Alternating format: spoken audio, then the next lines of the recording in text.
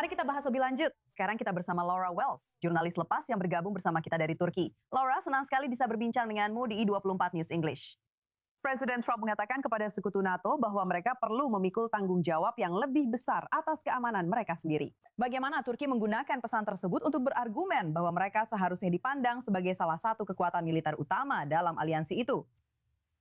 Nah, Turki adalah militer terbesar kedua di NATO. Jadi memang Turki memiliki posisi itu. Dan Trump tentu saja mengakui fakta ini.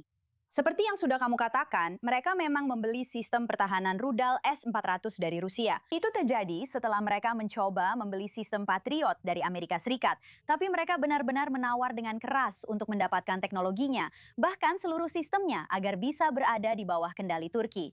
Raytheon tidak setuju, dan itu menjadi salah satu titik permasalahan.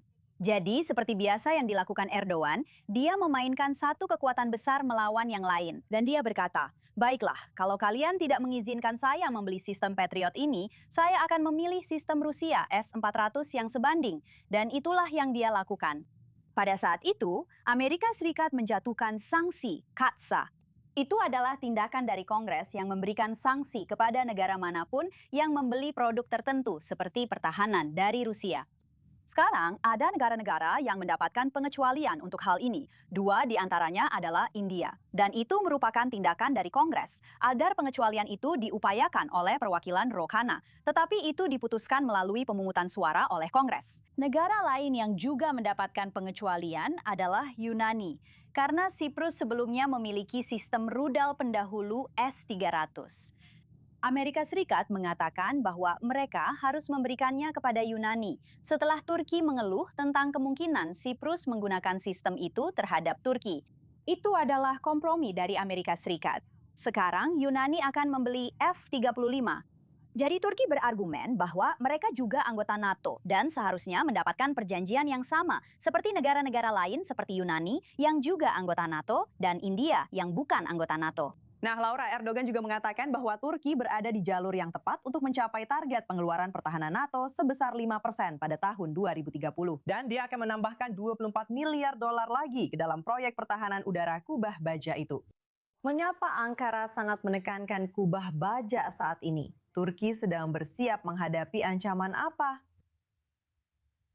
Menurutku, ini bukan soal ancaman yang akan segera terjadi. Meskipun, seperti yang kamu tahu, Israel dan Turki saling sindir dan menyebut satu sama lain sebagai ancaman. Namun, akan sangat tidak biasa jika hal itu benar-benar berubah menjadi perang terbuka.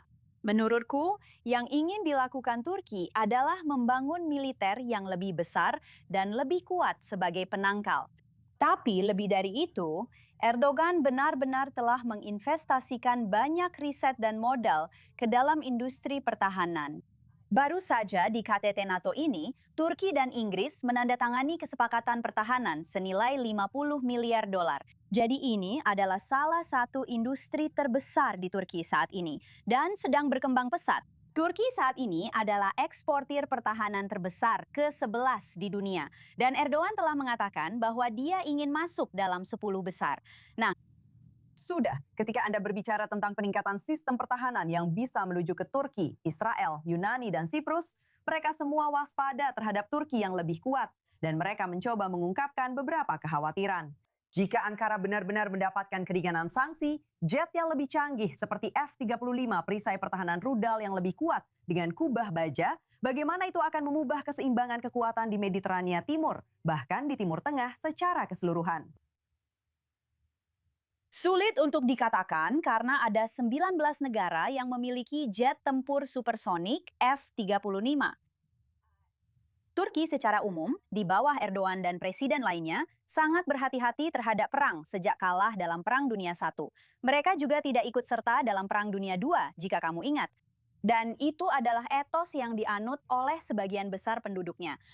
Pemerintah atau pemimpin manapun yang akan membawa Turki ke dalam peperangan langsung, tentu saja ada keterlibatan tidak langsung. Seperti yang kita lihat dalam Perang Saudara Suriah dan dengan Kurdi, akan sangat tidak populer.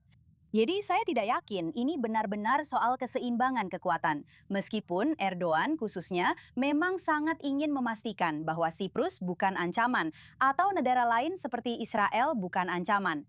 Sekali lagi, saya percaya ini lebih untuk penangkalan daripada hal lain. Laura Wells, senang sekali Anda bisa bersama kami. Terima kasih sudah bergabung bersama kami dari Turki. Kami sangat menghargainya. Terima kasih.